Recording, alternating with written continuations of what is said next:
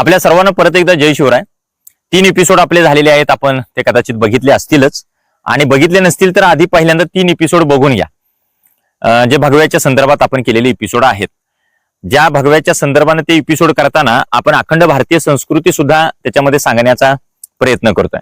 आजचा जो एपिसोड आहे त्याच्यामध्ये जय श्रीराम, राम राम आणि रामकृष्ण हरी हे भारतामध्ये आता जे काही चालू आहे त्याच्या संदर्भाने हा सगळा व्हिडिओ आहे। आता मी आपल्याला सांगितलं पाहिजे, अनेकांना तो प्रश्न पडला असेलच, थंबनेल बघून सुद्धा आपण आतमध्ये आला असणार आहे की जय श्रीराम, राम राम आणि रामकृष्ण हरी याच्यामध्ये फरक आहे असं अनेकांना आता वाटतंय। तर मी निश्चितपणाने सांगेन की तो फरक कुठे आहे माहित आहे का? राजकीय दृष्टिकोनातून जर तुम्ही तिकडे बघितलं तर निश्चितपणाने या तिन्ही गोष्टीमध्ये फरक आहे। डाव्या आणि उजव्या चष्म्यातून जर तुम्ही तिकडे बघितलं तर निश्चितपणाने त्याच्यामध्ये फरक आहे। पण जर माझा आधीचा व्हिडिओ जर आपण मनापासून बघितला असेल तर आपल्या लक्षात येईल की भारत ही धर्मभूमी आहे असा मी एक व्हिडिओ केलाय।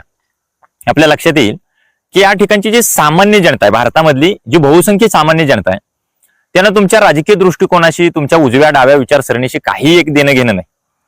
त्यांचं जी श्रद्धा आहे ना धर्माबद्दलची, ती अतिशय प्रामाणिक श्रद्धा आहे। ते ढोंगी नाहीत, ते दांभिक नाहीत। त्यांच्या जय श्रीराम म्हणण्यामध्ये, त्यांच्या रामराम म्हणण्यामध्ये आणि त्यांच्या रामकृष्ण हरी म्हणण्यामध्ये एक प्रकारचा प्रामाणिकपणा आहे। कारण त्यांचं हे तिन्ही जयघोष जे आहेत किंवा तिन्ही नमस्कार घालण्याच्या या पद्धती ज्या आहेत त्या बेंबीच्या देठापासून येतात, अर्थात त्या हृदयापासून येतात। म्हणजे त्यात एकत्वपणाची एक भावना आहे, त्याच्यामध्ये अद्वैतपणाची भावना आहे। म्हणजे मी म्हणजे जग, जग म्हणजेच मी असं त्याच्यामध्ये सांगितलंय। मी तुम्हाला त्याच्यासाठी उदाहरणादाखल एक तुकाराम महाराजांचा अभंग सांगतो। संत तुकाराम महाराज त्यांच्या अभंगामध्ये असं म्हणतात की रामराज्य, रामप्रजा, लोकपाल सकळ एक दुजे नाही। म्हणजे हे सगळं एकच आहे, सगळं रामरूप आहे, याच्यामध्ये फरक करता येत नाही, निराळा असं काहीच नाही, सगळं रामरूप आहे असं तुकाराम महाराज त्यांच्या अभंगामध्ये सांगतात।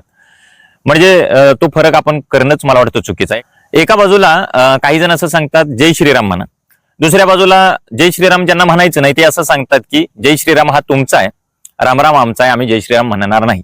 मुळात या दोन्ही संघर्षामध्ये आपला राम संपून जातो हे आपणाला कळलं पाहिजे। म्हणजे राम हा शब्द कुठून आलाय पहिल्यांदा बघा तुम्ही। म्हणजे रामायणातले ते राम आहेत, जय श्रीराम आहेत, प्रभू श्री रामचंद्र आहेत, आपल्याला माहित आहे। पण राम या शब्दाची ताकद किती मोठी आहे बघा। एखाद्या माणसातला जीवच संपला असेल, त्याची ऊर्जा संपली असेल तर आपण म्हणतो त्याच्यात राम राहिला नाही। माणसं जर सत्यानं वागत नसतील तर आपण म्हणतो काय राम राहिला नाही जगण्यात, म्हणजे दुनियेमध्ये राम राहिला नाही, अर्थात इथं सगळं असत्याचं वातावरण आहे असं म्हणतात। महात्मा गांधींचं स्वप्न होतं की मला रामराज्य आणायचं, ते रामराज्य म्हणजे कुठलं तर मला सत्याचं राज्य आणायचं आहे, हे त्याच्यामध्ये अभिप्रेत। जय श्रीराम जो आहे शब्द किंवा तो जो जयघोष आहे, तो जो प्रेरणा स्रोत आहे, तो कुठला आहे बघा। रामायणामध्ये हनुमंतराया एखाद्या मोहिमेवरती जाताना किंवा प्रत्येक वेळी भक्तीच्या वेळी त्यांच्या जय श्रीराम असं मनापासून म्हणतात। अनेक ठिकाणी त्या काळात शिल्प जी कोरली गेलेली आहे त्याच्यावरती हनुमंताच्या छातीवरती किंवा त्यांच्या हृदयामध्ये असं जय श्रीराम कोरलेलं आहे। त्यामुळे जय श्रीराम हा आपलाच आहे, जय श्रीराम माझा आहे, हे आपल्या प्रत्येकाला वाटण्याची गरज आहे। दुसरा येतो तो रामराम येतो। तो रामराम आपण गावखेड्यामध्ये आजही गेला तर जुनी जाणती जी ज्येष्ठ मंडळी आहे ती एकमेकांना अभिवादन करताना, नमस्कार करताना ती रामराम असंच म्हणतात। आता ती पद्धत बदलली, हा भाग वेगळा। म्हणजे रामराम गेला, नमस्कार आला, नमस्कार गेला, आता नमस्ते आलं, नमस्ते गेलं, मग हाय आलं, हाय नंतर हॅलो आलं। आता तर पोरं एकमेकांना भेटली की काय काय म्हणतात, काय काय, त्याला आपुलकी, आदरभाव सगळं संपून गेलेलं आहे। म्हणजे जे मनातून बोलणं जे असतं ते संपून गेलंय, त्या रामराम म्हणण्यामध्ये ते निश्चितपणाने जाणवते। तिसऱ्या बाजूला जे आहे रामकृष्ण हरी, ते पंढरीच्या वारकरी जे जातात, आषाढी कार्तिकी जी वारी आहे, मी स्वतः वारीला जातो, तर त्या वारीमध्ये रामकृष्ण हरीचा गजर आपल्याला निश्चितपणानं बघायला मिळतो, ऐकायला मिळतो।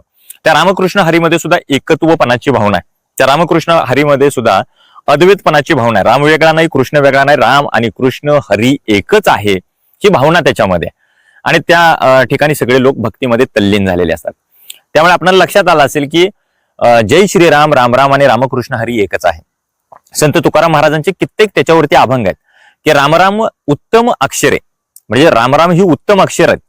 रामराम उत्तम अक्षरे कंठी धरिली आपण शंकरे, अर्थात स्वतः भगवान शंकरानं ती कंठी धारण केलेली आहेत रामराम। त्यामुळे रामरामाचा तुम्ही जप करा असं म्हटलेलं आहे। त्याच्या पुढे संत तुकाराम महाराजांचा आणखी एक अभंग आहे, कदाचित आपल्याला तो सगळ्यांना माहित आहे। महाराष्ट्रात अशी एक स्मशानभूमी नसेल जिथं आपल्या जवळचा व्यक्ती त्या ठिकाणी गेला तर त्याच्या मातीच्या कार्यक्रमाला तो त्यांचा अभंग सर्रासपणे म्हटला जातो की आम्ही जातो आमच्या गावा, आमचा रामराम घ्यावा, आजवर होतो तुमच्या गावे, आता कृपा असू द्यावे, आता नाही येणे जाणे, सहज खुंटले बोलणे, रामकृष्ण विठ्ठल बोला, हे तुकाराम महाराजांच्या अभंगामध्ये आलाय. आणि तो अभंग त्या ठिकाणी जर आपण ऐकला असेल ना, तर निश्चितपणानं अंगावर काटा आल्याशिवाय राहत नाही. ती गेलेली व्यक्ती आपली नसेल, त्याला ओळखत नसेल, त्याच्यासोबत उठवच नसेल, ती आपल्या रक्ताची नसेल, तरीही का कोणास ठाऊक तो अभंग ऐकताना असं वाटतं की ती व्यक्ती आपली आहे, ती व्यक्ती आपल्या सोबतच बसलेली आहे, उठलेली आहे, असं जाणवत राहत. एवढी मोठी ताकद आहे त्या अभंगामध्ये. म्हणजे तुकाराम महाराज तिथेही रामाराम म्हणतायत. आता आणखी एक रेफरन्स तुम्हाला मी संत कबीरांचा देतो. संत कबीरांचा एक दोहा आहे, त्याच्यामध्ये रामाचा उल्लेख आलाय की एक राम दशरथ का बेटा, एक राम घट घट में लेटा, एक राम है जगत पसारा, एक राम है जगत सेन्यारा. हा संत कबीरांचा दोहा आहे, आपण तो वाचला असेल. म्हणजे राम हा या देशाची ओळख आहे, लक्षात ठेवा. वाल्मिकींनी लिहिलेलं रामायण असू द्या, तुलसीदासांनी लिहिलेलं रामायण असू द्या, ते रामायण आम्हाला आमचं वाटतं, माझं वाटतं. जय श्रीराम म्हणण्यामध्ये काय वाईट आहे सांगा? जय श्रीराम ही भक्ती आहे, रामराम ही भक्ती आहे, रामकृष्ण हरी ही भक्ती आहे. आणि ती एकत्वपणाची भावना तुमच्या माझ्यामध्ये जर निर्माण करत असेल तर त्याच्यामध्ये वाईट काय वाटून घ्यायचं आहे? पण मुळात हा संघर्ष जो आहे, याच्यामधला जो हट्ट आहे, तो हट्ट आपण संपवला पाहिजे, तो संघर्ष संपवला पाहिजे. आणि आपल्या संघर्षामध्ये राम संपून जातोय, तो राम संपला नाही पाहिजे, हे आपल्या लक्षात येण्याची गरज आहे.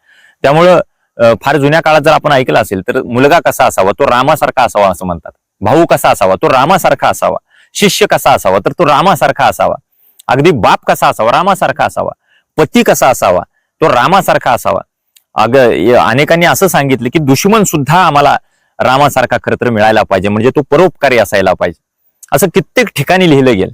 म्हणजे मी हे सगळं भगव्याच्या अनुषंगानं करतोय, आपल्याला माहित आहे हे भगव्याचं इतकं अत्युच्च कोटीचं तत्वज्ञान आहे, ते आपल्या प्रत्येकापर्यंत पोहोचण्याची गरज आहे. हा राम आपल्या प्रत्येकापर्यंत आला पाहिजे. रामायणात भगवा आहे, महाभारतामध्ये भगवा आहे. मी तुम्हाला रोज तेच सांगतोय, वारकरी संप्रदायामध्ये भगवा आहे. तो भगवा आपल्या प्रत्येकाच्या काळजामध्ये नीट कोरून ठेवण्याची आपल्याला निश्चितपणाने गरज आहे.